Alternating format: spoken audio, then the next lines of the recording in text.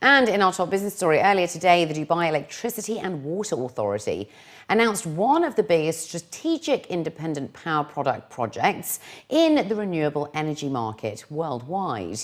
The Mohammed bin Rashid Al Maktoum Solar Park's production capacity will be increased in the second phase from 100 megawatts to 200, as announced by His Excellency Saeed Mohammed Al Taya, the Managing Director and CEO of DEWA, at the press conference.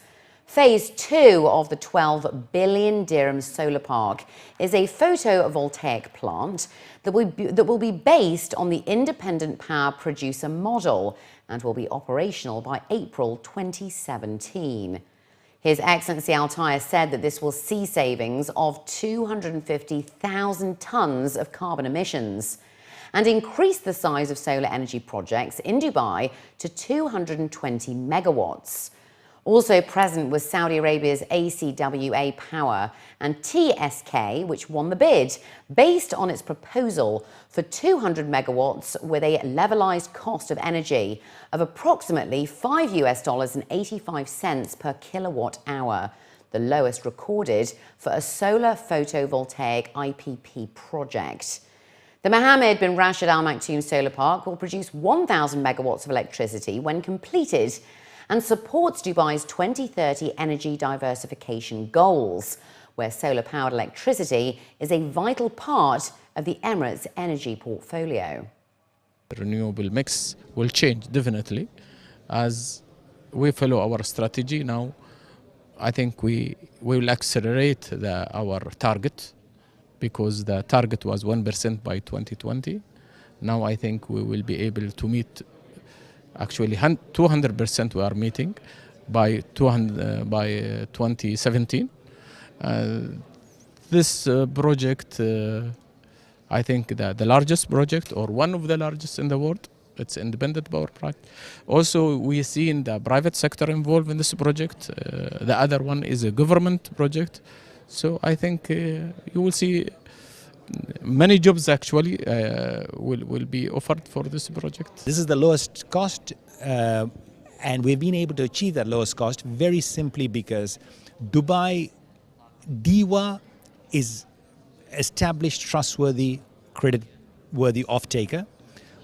Dubai has a very competitive supply chain that we are able to use, and the project is of a scale.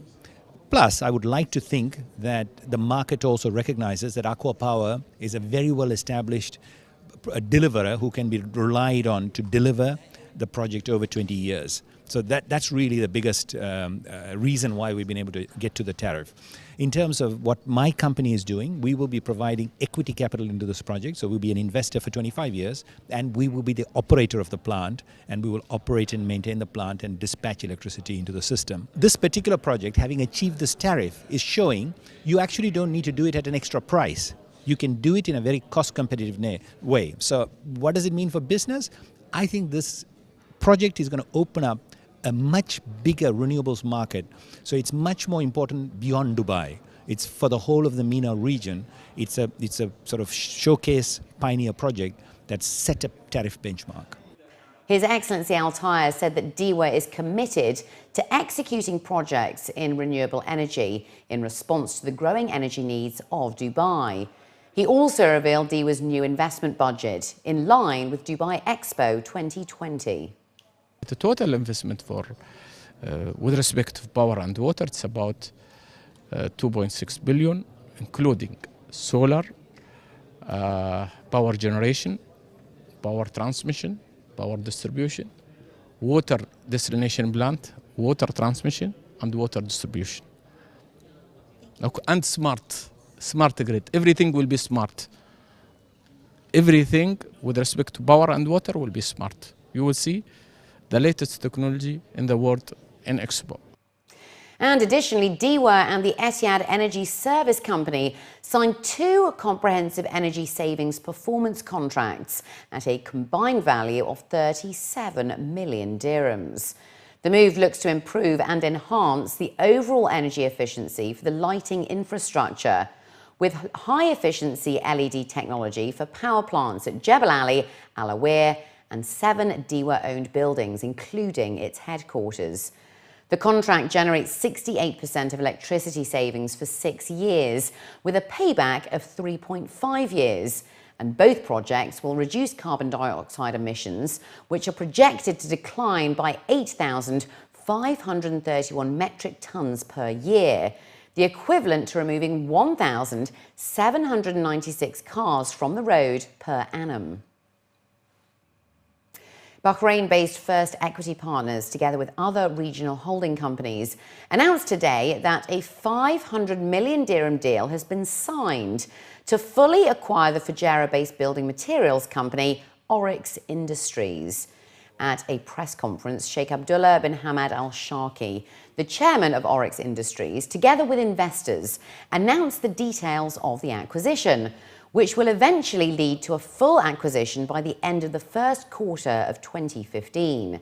First Equity Partners, along with State Holding from Qatar, Rawabi Holding from Saudi Arabia, and Al Wab Real Estate from Kuwait, announced that they have started with an initial stake of 50% prior to the full acquisition.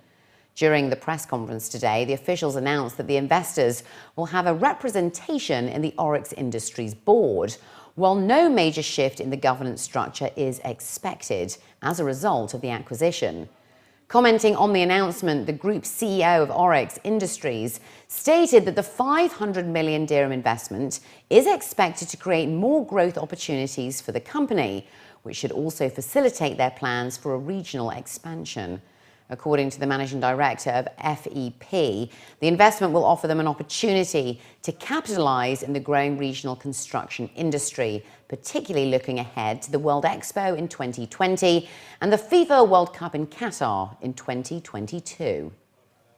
What happens next is we are planning to make a full acquisition once we identify value-added partners who can come on board and help us take this company regional. And number two, we tend to actually make sure that it is running its operations on a steady pace, just as it has been doing. It is already exporting to outside markets like Qatar. We intend to actually intensify and solidify that position by expanding further into Qatar. We've already signed offtake agreements with key aggregate buyers in Qatar. We intend to sign even further agreements there. I think that will only help the financials of the company and help us attract even more investors for the next tranche. You know, the ready-mix business, you have to be, the plant has to be nearby the projects in order to be able to supply the ready-mix products to the clients. With that strategic partnership, it would give us the ability to maximize or utilize our capacity in different areas and go beyond the eastern province. That's on one side, that's the ready mix. When you talk about the aggregate and the aggregate products, we're seeing a huge growth in the whole region.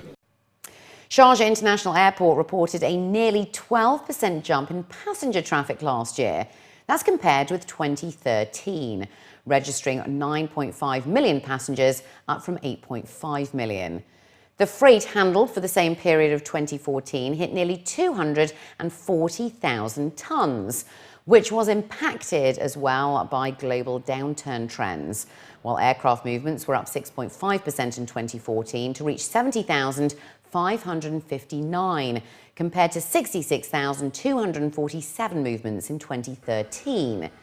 This increase comes mainly off the back of new routes and additional frequencies by both new and existing carriers, especially by Air Arabia. Ali Salem Al Midfar, the chairman of the Sharjah Airport Authority, was quoted as saying that a whole host of events, exhibitions and conferences also contributed to this increase in visitor numbers. DP World has signed a 5-year strategic sponsorship agreement with the Meydan Group that sees DP World becoming a Meydan pillar partner and race sponsor of the Group 1 race, Dubai Turf, in the Dubai World Cup. In addition to permanent branding at Meydan for the duration of the agreement, the deal will see DP World sponsoring the Dubai World Cup Carnival card today and a racing at Meydan meeting held before the carnival each year. The card today features the high-class UA 1000 and 2000 Guineas trial, as well as the listed Dubai stakes.